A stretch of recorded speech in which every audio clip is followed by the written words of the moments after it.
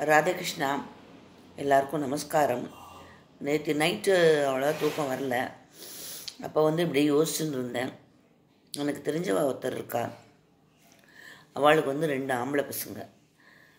அந்த மாமிக்கு 80 வயசாகிடுத்து. அந்த மாமி போயிட்டா. அந்த மாமிக்கு 20 வயசுலேயே குழந்த பிறந்ததுனால இவாளுக்கு இப்போ 60, 61 அந்த மாதிரி ஆகிட்டுருக்கு. பட் ஆனால் அவள் 2 பேரும் இப்போ தனியாக ரொம்ப கஷ்டப்படுறா. இவாளுக்குமே நிறையா ஹெல்த் இஷ்யூஸ் வந்துடுத்தோ, எல்லாம் வந்துடுத்தோ. ஒன்றும் சமைச்சு சாப்பிட்றதுக்கு ஆள் கிடையாது, எதுக்குமே ஆள் கிடையாது. ஒரு பேச்சு துணைக்கு ஒரு ஆற்றுல ஒரு பொம்மநாட்டி கிடையாது. அதாவது இவள் கல்யாணம் பண்ணிக்கலை. சப்போஸ் இவள் கல்யாணம் பண்ணிட்டு இருந்தான்னா பொண்டாட்டி இருப்பா, குழந்தைகள் இருக்கும். இவாளுக்கு ஒரு 30 வயசில் கல்யாணம் பண்ணினா கூட இப்போ குழந்த பிறந்தா ஒரு 30 வயசு இருக்கும்.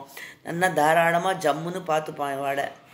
ஒருத்தரோட ஒருத்தர் ஹெல்ப்பு தான். அது வேறு ஒன்றும் இல்லை.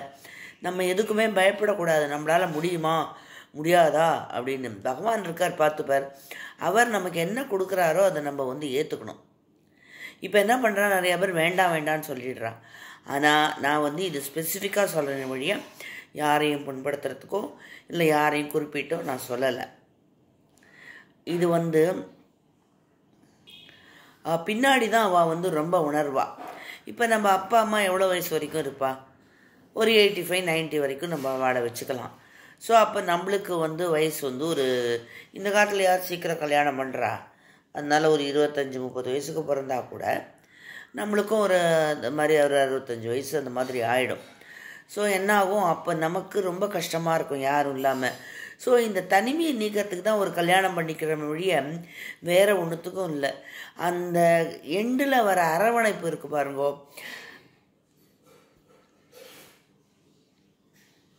அது காசு கொடுத்தாலும் கிடைக்காது. ஸோ தயவுசெய்து யாரும் இக்னோர் பண்ணாதீங்கோ. மோஸ்ட்லி நம்மளுக்கு என்ன சூட்டபுளாக இருக்கோ, நமக்கு என்ன தேவையாக இருக்கோ அந்த மாதிரி பாருங்க, வேண்டான்னு சொல்ல. அந்த மாதிரி பார்த்துட்டு கொஞ்சம் சீக்கிரமாக கல்யாணம் பண்ணிட்டேன்னா நம்மளை பெற்ற தாய் தந்தை இருக்கும். இப்போ அந்த மாமி போயிட்டா. இப்போ அந்த மாமி என்ன இவளுக்கு என்னன்னு பார்க்க போகிற? அப்பாவும் ஒன்றும் பார்க்க போகிறதில்ல. அதனால் கொஞ்சம் முன்னாடியே ஹெல்ப்ஃபுல்லாக இருந்திருந்தான்னா எல்லாருமே வாழ்க்கையில் சந்தோஷமாக இருக்கலாம். என்னத்துக்கு நம்ம சந்தோஷத்தை நம்மளே கெடுத்துக்கணும்? இப்படி இருந்தால் தான் வாழ்க்கை அப்படிங்கிறது கிடையாது. நம்ம மற்றவாளுக்காக நம்ம சாக்ரிஃபைஸ் பண்ணணும். வாழ்க்கைங்கிறது அதுதான், வேறு ஒன்றுமே கிடையாது. இந்த ஈகோவை முதல்ல தூக்கி எறியணும். ஈகோ இருந்தாலே பெரிய கஷ்டம் வாழ்க்கையில். ஏன் விட்டு கொடுங்கோட, என்ன இப்போ குறைஞ்சி போச்சு? பொண்டாட்டி செய்ய சொல்கிறாளா செய்யுங்கோ, ஆம்பளையை செய்ய சொல்கிறானா செய்யுங்கோ. ஒருத்தரோட ஒருத்தர் அந்யோன்யமாக இருங்கோ. அந்த முன்ன காலத்தில் இருந்த அந்யோன்யம் இப்போ கிடையாது. நீ பாட்டில் எடுத்தால் நான் பவுடரை போடுறேன், நான் பவுடரை போட்டால் நீ குலுக்கு, குழந்தைக்கு கொடு. இதுதான் இப்போ ரூல்ஸ். இது என்ன நன்னாவாக இருக்குது? இல்லை, கிடையாது. இதில் நீங்கள் அந்த அந்யோன்யத்தை பார்க்க முடியாது. ஸோ நம்ம பிற்காலத்துக்கு நமக்கு ஒரு துணை தேவை அப்படிங்கிறதுனால தான் நம்ம கல்யாணம் பண்ணிக்கிறோம் வழிய வேறு எந்த ரீசனும் கிடையாது. அந்த டைமில் நம்மளோட உணர்ச்சிகள், நம்மளோட இதை போய் நம்ம யார்கிட்டையும் சொல்ல முடியாது. யாராவது நமக்குன்னு ஒருத்தர் தேவையாக இருக்கும். அப்படி தான் பரம்பரையாக நம்மளுடைய ஜென்ரேஷன் வளரும். அப்போ தான். ஸோ எல்லோரும் என்ன பண்ணுங்க, ஒரு கைண்ட் ரிக்வெஸ்ட்டு, என்னடா அது கல்யாணம் பண்ணிக்காதவள்லாம் பண்ணிக்க சொல்கிறாளே அப்படின்லாம் நினைக்காதீங்க. அவளுக்கு தகுந்தபடி பார்த்து பொருத்தமாக கல்யாணம் பண்ணிட்டு நல்லா சீரோடு சிறப்போடும். இப்போ எல்லாருமே சம்பாதிக்கிறான். பொண்டாட்டி சம்பாதிக்கிறான், ஆம்பளையாக சம்பாதிக்கிறான். குறைஞ்சது அட்லீஸ்ட் 1 lakh 2 lakh அது வரும். 2 lakhல தாராளமாக ஒரு இஎம்ஐ போட்டு வீடை வாங்கினா கூட சிம்பிளாக கட்டிக்கோங்க. ஒரு 2 bedroom வாங்கினா கூட ஒரு 30 lakhs போகும். 30 lakhs போனால் போட்டோம். அதுக்கப்புறம் 2 பேரும் உழைக்கணுன்னா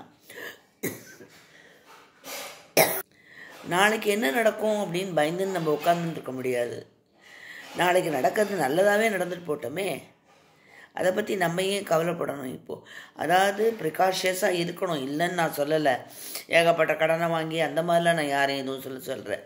நம்ம கைக்கு தகுந்த வருமானம், கைக்கு தகுந்த வீக்கம் இருக்கணும்பா. ஸோ அதை மாதிரி பார்த்துட்டு கொஞ்சம் எல்லாருமே அப்பா அம்மாவுக்கு உதவி பண்ணிட்டு எல்லோரும் சௌக்கியமாக இருங்கோ, நன்னா இருங்கோ. இதுதான் வந்து நானும் பகவானை டெய்லி பிரார்த்திச்சுக்கிறேன்.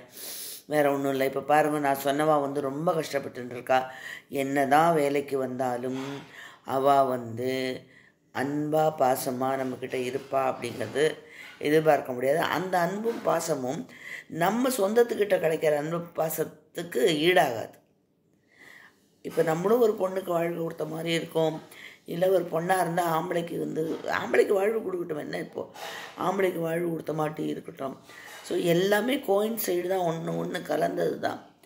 ஆம்பளை தனியாக பொண்டாட்டி தனியாக அந்த மாதிரி கிடையாது. அதுக்கப்புறம் குழந்தைகள் பிறக்கும். அந்த கஷ்டத்தையும் சந்தோஷமாக எடுத்துக்கோங்க. எல்லாம் அமைதியாக பண்ணினேன்னா எல்லாமே நன்னா நடக்கும். எந்த வித இதுவும் கிடையாது, பாதிப்பும் கிடையாது. ஸோ எல்லோரும் சௌக்கியமாக இருங்கோ, சந்தோஷமாக இருங்கோ. ராதே கிருஷ்ணா. நமஸ்காரம். தொடரும். அப்பப்போ எனக்கு மனசில் பட்டதெல்லாம் நான் சொல்கிறேன். இது யாரையும் ஹர்ட் பண்ணுறதுக்கோ யாரையும் பர்டிகுலராக சொல்கிறதுக்கோ கிடையாது. It is a general opinion. Thanks for watching my channel. Radhe Krishna. நமஸ்காரம். தொடரும்.